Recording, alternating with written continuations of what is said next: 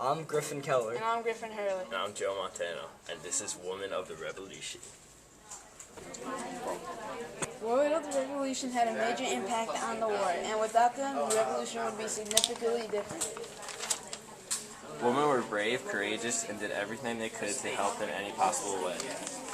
Many people think that women were just cheerleaders in the war. Go team! This, however, is not the case.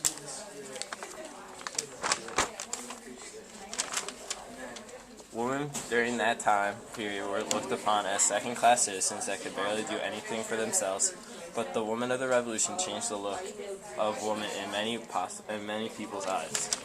The various roles women had were pivotal in America's fight for freedom. From small ways to big, bold things, almost every woman did their part.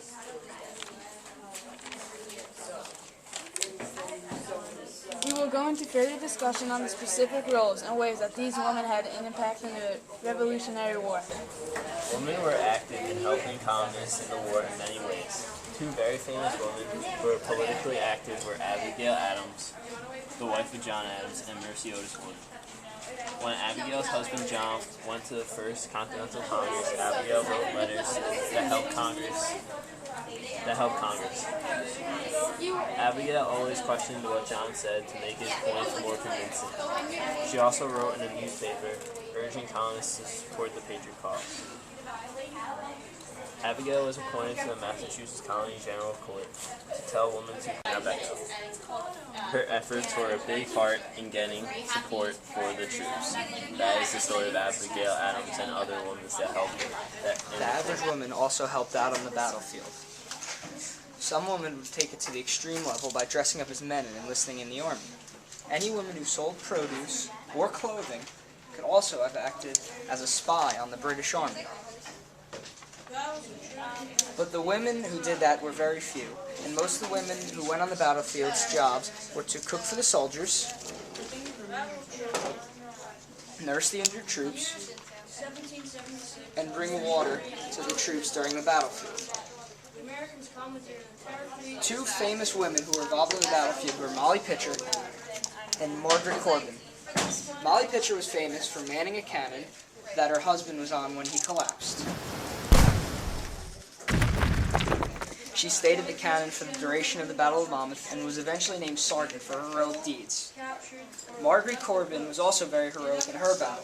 After watching her husband get shot, she picked up his rifle and started firing on the redcoats until herself she was shot down. This is how women were very important in the battlefields. The average woman had a large part in the Revolutionary War, much more than what many people would have expected. Even before the war, women helped by making clothes, and they were called spinning bees when they all got into a group. And this was used to help boycott British goods. During the war, women made blankets and uniforms for the army.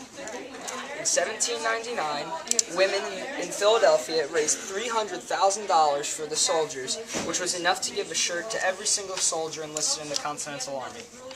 Women were also big makers of ammunition for the soldiers, and this job was arguably the most important of all the jobs that anyone did, because without ammunition and clothing for the soldiers, America would not have had a fighting chance in the war.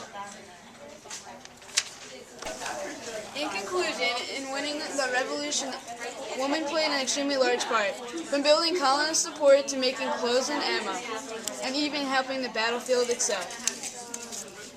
Women were integral in the success of our troops. Without them, we could still be sipping tea with Parliament.